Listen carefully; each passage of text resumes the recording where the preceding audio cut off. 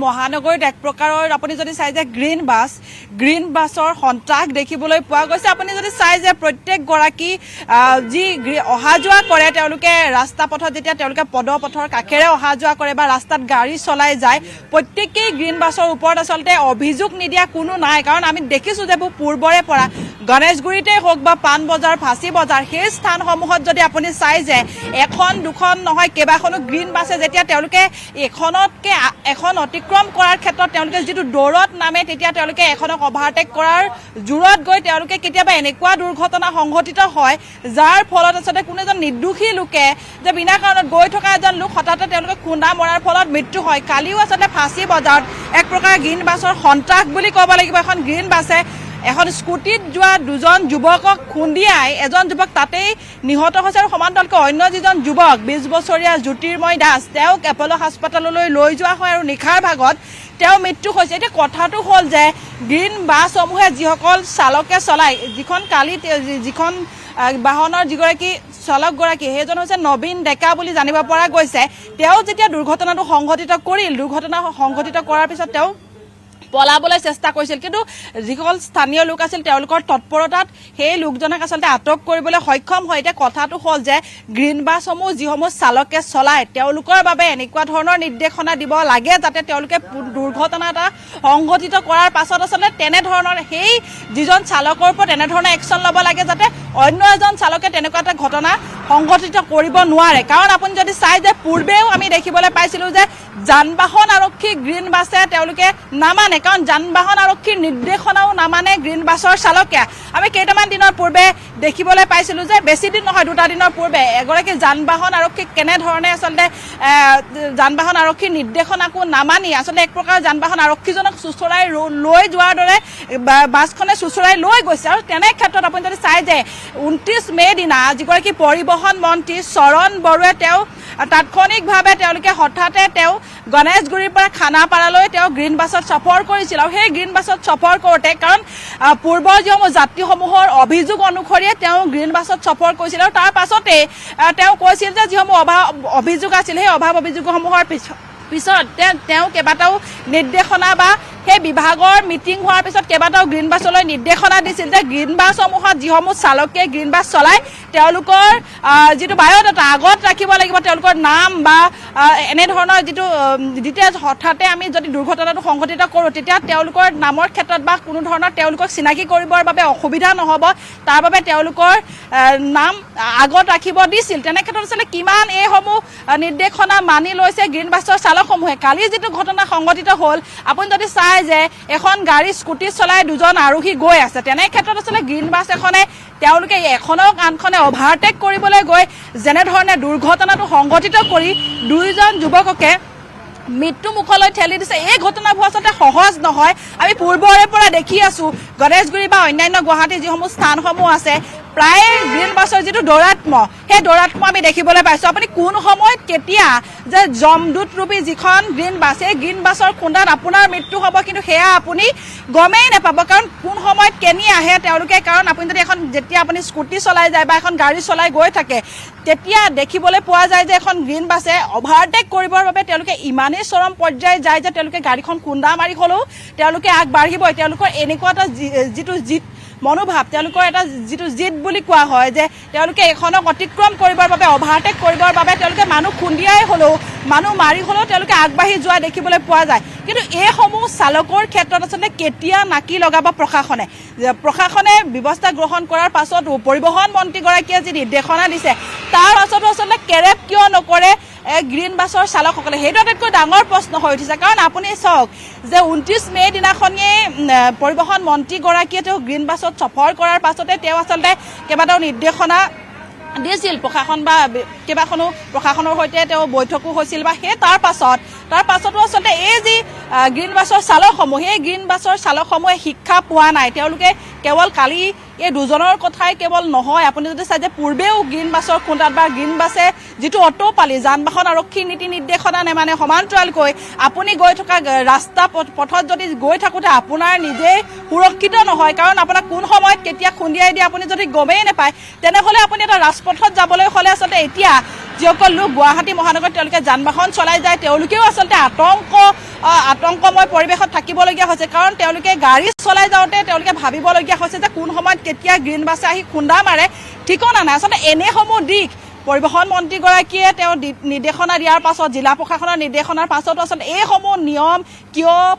green বাছৰ চালকসকলে মানি নলয় কিয় তেওঁলোকৰ ইমান অট্টপালি কাৰ বাবে তেওঁলোকৰ ইমান অট্টপালি সেইসমূহ বহুত ডাঙৰ প্ৰশ্ন উত্থাপিত হৈছে কালি দুজনকৈ ডেকা ল'ৰা আপুনি যদি চাই যে 20 বছৰীয়া জ্যোতিৰ্ময় দাস সমান্তৰালকৈ যিগৰাকী আকাশ বড়ো নামৰ দুজন যুৱকে আচলতে এজন থিতাতে নিহত হৈছে খুন্দা মৰাৰ ফলত এজন থিতাতে যিহেতু নিহত হৈছে আৰু নিহত হোৱাৰ পাছত দেখিবলৈ পোৱা গৈছে যে খুন্দা মৰাৰ পিছত কিন্তু তেওঁলোকৰ কোনো অনুশোচনা নাই কাৰণ গ্ৰীণ বাছৰ যিসকল চালকসকল তেওঁলোকৰ ইমানেই ময়মতালি কাৰণ খুন্দিয়াই থৈ এজন লোক থিতাতে পৰি নিহত হৈছে আনজন তেওঁ দুখ পায় ছটফটাই আছে কিন্তু তেওঁ সেই সময়ত পলাবলৈ চাইছে কিয় যে তেওঁ ন্যূনতম জ্ঞানকণো নাই যে এজন লোক তাতে পৰি তেজে ৰাঙলী হৈ তেওঁ মৃত্যু হৈছে যে অন্যজনক চিকিৎসাৰ বাবে হাহাকাৰ কৰিছে সেই সময়ত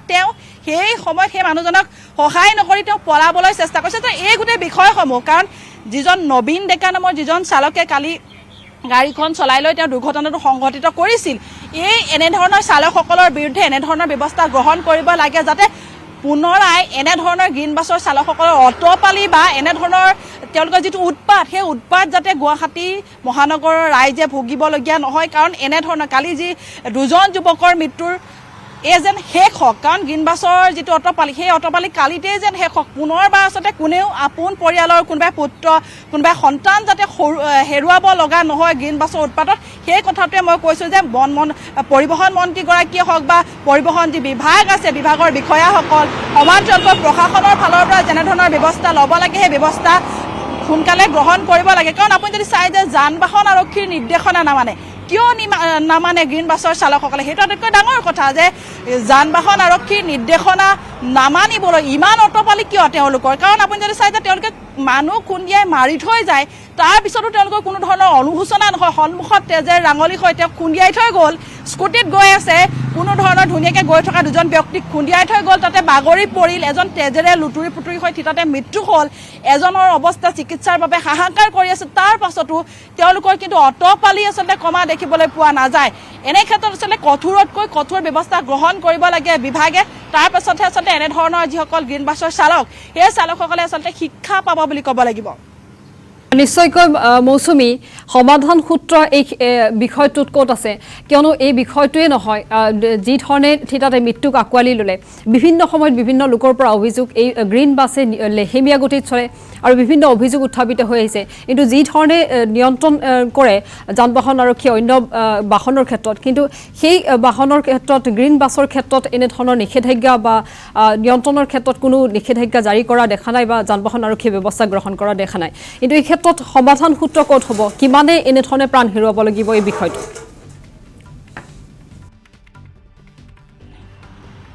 নিশ্চিতভাৱে চাওক পূজা মই সেই কথাটোৱে কৈছোঁ যে গ্ৰীণ বাছ চলোৱা চালকসকলে তেওঁলোকে কিয় নীতি নিৰ্দেশনা নামানে তেওঁলোকে প্ৰশাসনৰ ফালৰ পৰা তেওঁলোকক নীতি নিৰ্দেশনা দিয়া হয় যে তাৰ পাছতো তেওঁলোকে কিয় নীতি নিৰ্দেশনাসমূহ নামানে কিয় তেওঁলোকে এখনতকৈ আনখন অভাৰটেক কৰিবৰ বাবে কিয় তেওঁলোকে গৈ থকা অন্য পথচাৰীক খুন্দিয়াই নিহত কৰিবলগীয়া হয় সেইটো আটাইতকৈ ডাঙৰ প্ৰশ্ন কাৰণ আপুনি যদি চাই যে বিভিন্নজন আছে মই তেওঁলোকৰ পৰা কিছু কথা অকণমান জনাৰ চেষ্টা কৰিম ক'ৰবাত যাবলৈ আহিছে আপুনি ক'ত যাবলৈ আহিছে আপোনাৰ ওচৰলৈ আহিছোঁ ক'ৰবাত গণেশগুৰি দেখা যায় যে গুৱাহাটী মহানগৰীত গ্ৰীণ বাছৰ উৎপাত কালিও দুজনৰ মৃত্যু হৈছে কেতিয়াবা আপুনিও এনেকুৱা ধৰণৰ সমস্যাত পৰিছে নেকি যে গ্ৰীণ বাছখনৰ এনেধৰণে তেওঁলোকে ইখনক আনখনক অভাৰটেক কৰিবলৈ গৈ কেতিয়াবা তেওঁলোক খুব স্পীডত যোৱা দেখা যায় মইতো বৰ্তমানলৈকে পোৱা নাই বাকী ন তো বাকীতো মই এইবিলাক মোৰতো বেছি ওচৰ চুবুৰীয়াতে যাওঁ মই ইমান দূৰলৈকে নাযাওঁ তো ইমানখিনি মই দেখা নাই এতিয়ালৈকে ভালেই দেখিছোঁ নিশ্চিতভাৱে ক'লৈ যাবলৈ আহিছে আপুনি নিশ্চিতভাৱে বিভিন্নজন আছে ইয়াত তেওঁলোকে যিহেতু বেছিকৈ বাছত তেওঁলোকে অহা যোৱা নকৰে তেনে ক্ষেত্ৰত তেওঁলোকে অসুবিধাৰ সন্মুখীন হোৱা নাই বুলি কৈছে আৰু মই কিছু ব্যক্তিৰ পৰা কথা জনাৰ চেষ্টা কৰিম কিন্তু যি গ্ৰীণ বাছৰ যিটো দৌৰাত বা গ্ৰীণ বাছৰ যিটো অট'পালি সেই অট'পালিক লৈ আচলতে প্ৰত্যেকে দাদা ক'ৰবাত যাব আহিছে মই অফিচলৈ যাম কাহিলীপাৰা চৰকাৰী অফিচত কৰ্মৰত নিশ্চিতভাৱে এনেধৰণে আচলতে প্ৰত্যেকজন যি তেওঁলোকে এই যি বাছ আস্থানসমূহ থাকে সেই বাছ আস্থানসমূহৰ পৰা তেওঁলোকে অহা যোৱা কৰে চিটি বাছত বা গ্ৰীণ বাছৰ বাবে অপেক্ষাৰত হৈ থাকে কিন্তু গ্ৰীণ বাছৰ যিটো দৌৰাত্ম সেই দৌৰাত্মটো আচলতে কমাৰ বাবে পৰিবহণ বিভাগটোৱে হওক বা প্ৰশাসনেই হওক কেনেধৰণে ব্যৱস্থা গ্ৰহণ কৰে তেওঁলোকৰ যিসমূহ নীতি নিৰ্দেশনা বা যান বাহন আৰক্ষীৰ নীতি নিৰ্দেশনা তেওঁলোকে যে মানিবই লাগিব বা যান বাহন এগৰাকী আৰক্ষী থকাৰ পাছতো তেওঁলোকে যদি ৰখিবলৈ কয় নৰখে বা যাবলৈ কয় তেওঁলোকে নাযায় তেতিয়াহ'লে যান বাহন আৰক্ষীজন থকাৰ কি অৰ্থটো থাকিলে বা যান বাহন আৰক্ষীৰ নীতি নিৰ্দেশনা নমনা এই চালকসকলক সোনকালে আচলতে তেওঁলোক বিভাগে গুৰুত্বতকৈ আচলতে গুৰুত্ব শাস্তি দিব লাগে সমান্তৰালকৈ এনেধৰণৰ যি কালি যিটো দুৰ্ঘটনা সংঘটিত কৰিলে যিজন চালকে সংঘটিত কৰিলে সেই চালকজনৰ বিৰুদ্ধে এনেধৰণৰ আচলতে দৃষ্টান্তমূলক শাস্তি হ'ব লাগে যাতে পুনৰাই কোনো এজন নিৰ্দোষী ব্যক্তিক ৰাস্তা পথেৰে গৈ থকা যাতে খুন্দিয়াই নিহত কৰিব নোৱাৰে মৌচুমী আপুনি উল্লেখ কৰাৰ ধৰণে যি ধৰণে পৰিবহণ মন্ত্ৰীৰ নিৰ্দেশনা নামানে পৰৱৰ্তী সময়ছোৱাত এই বিষয়টো কেনেধৰণে সমাধান হ'ব বা কেনেধৰণে এই বিষয়টো চোৱা হ'ব মৌচুমী পূজা দেখিবলৈ পাইছে যে আচলতে আমি এই কথাবোৰ কেৱল আজিয়ে নহয় পূৰ্বৰে পৰা কৈ আছোঁ যে বিভাগটোৰ বিষয়ে আচলতে সেই অভাৱ অভিযোগসমূহ পোৱাৰ পাছতেই পৰিবহণ মন্ত্ৰীগৰাকীয়ে তেওঁ গণেশগুৰিৰ পৰা খানাপাৰালৈ 29 মে' দিনাখনি তেওঁ সফৰ কৰিছিল যাৰ বাবে আচলতে এই অভাৱ অভিযোগসমূহ লৈয়ে তেওঁলোকে বৈঠক হ'ল আৰু সেই বৈঠকৰ পাছতেই যিসমূহ গ্ৰীণ বাছ চলাই যে সেই গ্ৰীণ বাছলৈ নিৰ্দেশনা আহিছিল যে তেওঁলোকৰ নাম সম্বলিত তেওঁলোকৰ যিসমূহ নথিপত্ৰ আগত থ'ব লাগিব তেনে ক্ষেত্ৰত যে নিৰ্দেশনা কেৱল দিলেই নহয় যে নিৰ্দেশনাসমূহ কাৰ্যকৰী হৈছে নে নাই আৰু সমান্তৰালকৈ চালকসমূহে যে এখন যান বাহন চলোৱাৰ ক্ষেত্ৰত যিখিনি নীতি নিয়ম থাকিব লাগে সেই নীতি নিয়ম মানি চলিছে নে নাই সেইসমূহ বৰ্তমান সময়ত আটাইতকৈ প্ৰশ্ন উত্থাপন হৈছে কাৰণ পৰিবহণ মন্ত্ৰীগৰাকীয়ে তেওঁ সেইদিনা ঠিকেই তেওঁৰ যিটো অভিযান কিন্তু তাৰপিছত পৰিবহণ বিষয়াসকলেও গণেশগুৰিতে হওক বা ফাঁচী বজাৰতে হওক যিসমূহ বিশেষ আচলতে পইণ্ট আছে যিসমূহত যান বাহনৰ আহ যাহ অতি বেছি সেইসমূহ স্থানত গৈ বিষয়াসমূহে তেওঁলোকে তদাৰক কৰিব লাগে যাতে সোনকালে এটা ব্যৱস্থা গ্ৰহণ কৰিব লাগে যাতে পুনৰাই এনেধৰণৰ দুৰ্ঘটনাৰ জৰিয়তে কোনো লোকৰ আচলতে মৃত্যু হ'ব লগা নহয়